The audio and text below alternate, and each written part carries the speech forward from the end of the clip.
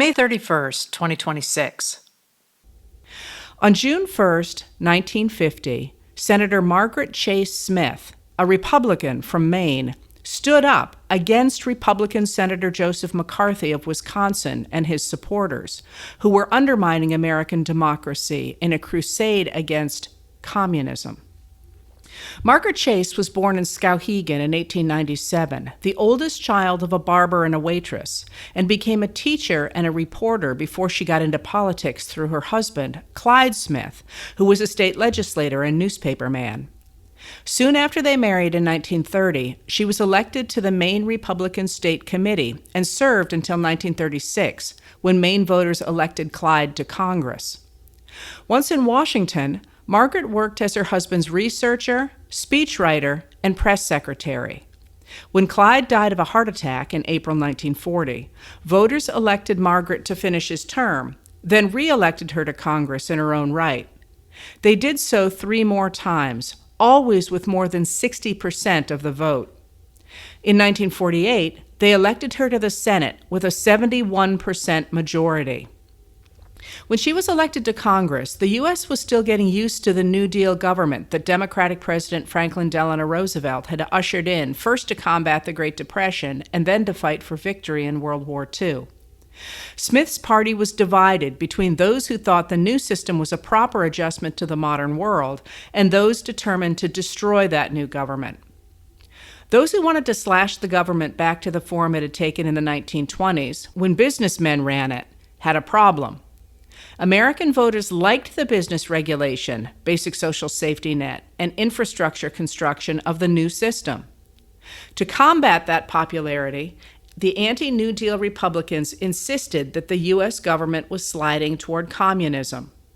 With the success of the People's Liberation Army and the Declaration of the People's Republic of China in October 1949, Americans were willing to entertain the idea that communism was spreading across the globe and would soon take over the U.S. Republican politicians eager to reclaim control of the government for the first time since 1933 fanned the flames of that fear. On February 9, 1950, during a speech to a group gathered in Wheeling, West Virginia to celebrate Abraham Lincoln's birthday, an undistinguished senator from Wisconsin named Joe McCarthy claimed that he had a list of 205 communists working for the State Department and that the Democrats refused to investigate these traitors in the government. The anti-New Deal faction of the party jumped on board. Sympathetic newspapers trumpeted McCarthy's charges, which kept changing and for which he never offered proof, and his colleagues cheered him on, while Congress members from the Republican faction that had signed on to the liberal consensus kept their heads down to avoid becoming the target of his attacks. All but one of them did, that is. Senator Smith recognized the damage McCarthy and his ilk were doing to the nation. She had seen the effects of his behavior up close in Maine, where the faction of the Republican Party that supported McCarthy had supported the state's Ku Klux Klan. Clyde and Margaret Chase Smith had taken a stand against them. On June 1, 1950, only 4 months after McCarthy made his infamous speech in Wheeling, Smith stood up in the Senate to make a short speech. She began, "I would like to speak briefly and simply about a serious national condition. It is a national feeling of fear and frustration that could result in national suicide and the end of everything that we Americans hold dear. I speak as a Republican, I speak as a woman, I speak as a United States Senator, I speak as an American." Referring to Senator McCarthy, who was sitting 2 rows behind her, Senator Smith condemned the leaders in her party who were destroying lives with wild accusations. Those of us who shout the loudest about Americanism in making character assassinations are all too frequently those who, by our own words and acts, ignore some of the basic principles of Americanism, she pointed out. Americans have the right to criticize, to hold unpopular beliefs, to protest, and to think for themselves. But attacks that cost people their reputations and jobs were stifling these basic American principles. Freedom of speech is not what it used to be in America, Senator Smith said. It has been so abused by some that it is not exercised by others.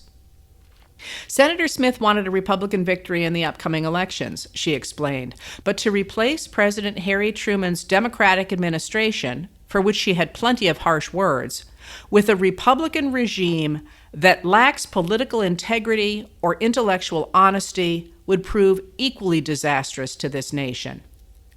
I do not want to see the Republican Party ride to political victory on the four horsemen of calumny: fear, ignorance, bigotry, and smear. I doubt if the Republican Party could do so, she added, simply because I do not believe the American people will uphold any political party that puts political exploitation above national interest. Surely we Republicans are not that desperate for victory. I do not want to see the Republican Party win that way, she said. While it might be a fleeting victory for the Republican Party, it would be a more lasting defeat for the American people. Surely it would ultimately be suicide for the Republican Party and the two-party system that has protected our American liberties from the dictatorship of a one-party system. As an American, I condemn a Republican fascist just as much as I condemn a Democrat communist, she said. They are equally dangerous to you and me and to our country. As an American, I want to see our nation recapture the strength and unity it once had when we fought the enemy instead of ourselves. Smith presented a declaration of conscience, listing 5 principles she hoped her party would adopt. It ended with a warning.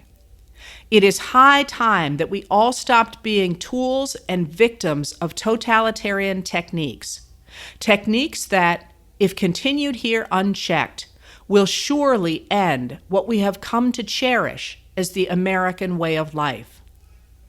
6 other Republican senators signed on to Senator Smith's declaration. There were 2 reactions to the speech within the party. McCarthy sneered at Snow White and the 6 dwarves. Other Republicans quietly applauded Smith's courage, but refused to show similar courage themselves with public support. In the short term, Senator Smith's voice was largely ignored in the public arena, and then, when the Korean War broke out, forgotten. But she was right. 4 years later, the Senate condemned McCarthy. And while Senator Smith was later awarded the Presidential Medal of Freedom, McCarthy has gone down in history as a disgrace to the Senate and to the United States of America. Letters from an American was written and read by Heather Cox Richardson. It was produced at Soundscape Productions, Dedham, Massachusetts. Recorded with music composed by Michael Moss.